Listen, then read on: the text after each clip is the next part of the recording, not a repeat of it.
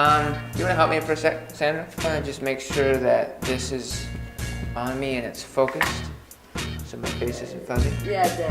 Good? Yeah, there. Perfect. So, welcome to my house in Cuba. I just wanted to take you around and show you a little bit about where I've been living this past little while. And so I'm very excited to show you my and Sandra's place. It's not very big.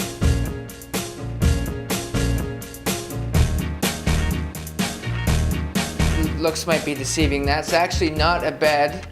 That is a sack of potatoes and metal kind of all mixed together. It's actually amazing how we don't wake up bleeding in the morning. And this is our humble little bathroom. Yes, the toilet is lacking a toilet seat here, but you don't really see toilet seats very often in Cuba. But this is what I'm excited about. So check this out. It's just straight, pure, cold water. Woo!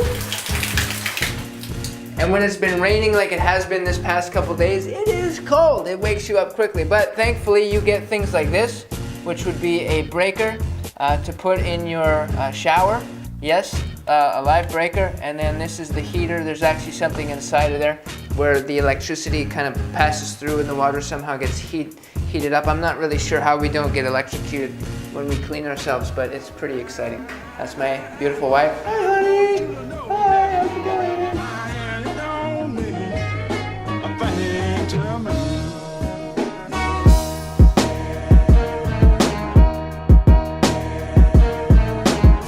So this apartment, as small as it is, this is, we actually kind of we got a good place going on. It costs us about $60 a month, US. I mean, it's great, $60 a month is perfect for us, but for the average Cuban, renting that much is kind of like a lot. That's pretty steep. If you have a job, you're not getting paid very much. In fact, I think $15 a month is what you're going to be averaging. In fact, I have a friend, he had a job at the school where he was looking after a group of boys. So this was a 24-hour shift, and he did that 3 days a week. So he had a 24-hour shift, 3 days a week, and he was being paid $16 a month.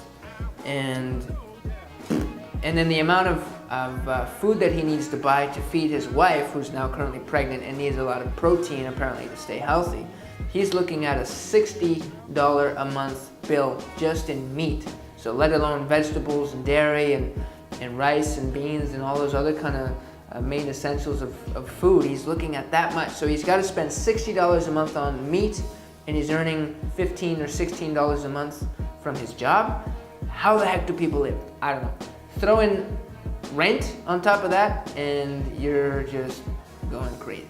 Sandra and I here, we've been living pretty modestly. Like we're by no means living huge or extravagantly. We eat 3 times a day.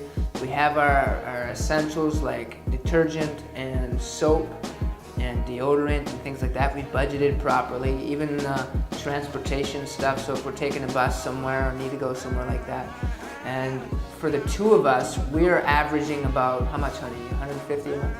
So about like 150 a month, just for like the bare minimum. 3 meals a day, bare necessities, maybe an ice cream now and then, if we go on a date. And a Cuban ice cream like that, you'll have to come to find out what that means. It can be exciting. But that's kind of the reality. And that's just for the two of us. Can you imagine for those who have kids? Or for those who have their parents or grandparents living in the house, or their aunts or uncles, which normally happens here in Cuba because you can't afford to rent a place on your own. What we're doing here with CEO is we do something called microfinancing, which is where people come with their business ideas and then we help them write a business plan and do their budgeting and get things organized like that. And then we give them a micro loan and they pay that back to kind of essentially feed their families, have a better life, that kind of idea.